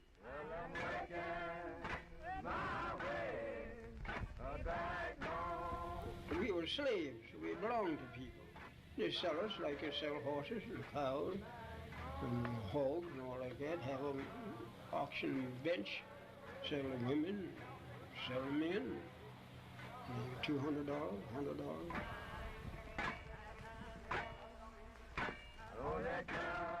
Holding those chains was heavy. But Pastor Waters reminds me that to truly appreciate liberation, I have to grasp the reality of bondage. Sam Collins, a local historian, takes me somewhere I've always dreaded, the final destination for the enslaved. We are at the Varner Hog Plantation in West Columbia, Texas. In 1834, Columbus Patton turned it into a producing agricultural location with 40 to 60 enslaved people. And this would have been where they lived? This is where the enslaver lived, but the enslaved individuals would have lived in another area on the plantation. For the slave owner, what was life like here? Well, Patton was very successful with regards to running the plantation. They produced a lot of sugar. And the enslaved people were the ones producing the wealth. They were not receiving the benefit, but they were doing the work and producing the wealth of this county. And for the enslaver, their wealth was in ownership of the people and what the people produce. So it is grand, but it's not great. Attempts to justify slavery extended beyond the plantation and the auction block. They touched everything, including the church. But how could the church, which I believe is a place to find spiritual freedom, become a place that defended bondage? The first way to be okay with treating someone bad is to dehumanize them. And then you won't feel guilty for it. And so they had to dehumanize the group so they wouldn't see themselves, so they could do the evil that they were doing to them. I reached out to an expert, Lisa Fields, to make sense of it all. And a good place to start was the good book itself. Anti-literacy laws are created really to keep slaves from reading the Bible from cover to cover, because they're like, we gotta stop them from reading the true liberation of Jesus Christ through scripture, because if they see that, they're gonna want to be free, because they realize that we're all equal at the foot of the cross. Think about things like the slave Bible. That supports the claim that Christianity is a white man's religion. What's the slave Bible? The slave Bible is a Bible created by white supremacists that took out all the liberation passages and passages that point to liberation and freedom and gave it to the slaves as it means to say, hey, this is what scripture says, to further cause them to be oppressed. So you're saying they took a Bible and then cut some stuff out? Yes. Like, was that just a few verses here or there? No, it was a lot of the scripture.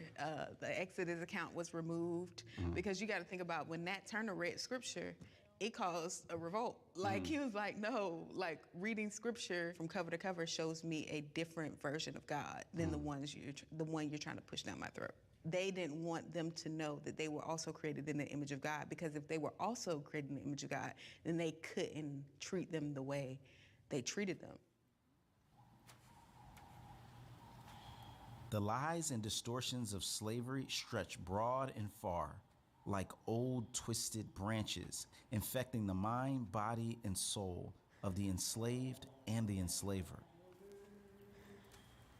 The dehumanization of the enslaved begs the question, what was life like? So Sam took me to the sugar mill at the Varner Hog Plantation. What was it like to be on a sugar plantation? Like, what was the work like? It was tiring, it was dangerous. You had to deal with snakes and mosquitoes, and they would have worked around the clock trying to get all of the sugarcane cut and processed. And what did it look like to process it out, and what does those bowls have to do with that? They heated it up to get all the impurities and things out from bowl to bowl. They kept going to smaller bowls as they heated and moved that and it down. would just kind of get concentrated. So super hot. So they're heating those bowls up and already in the hot sun, and then on top of that, fire underneath to distill it. Yeah. Man, that's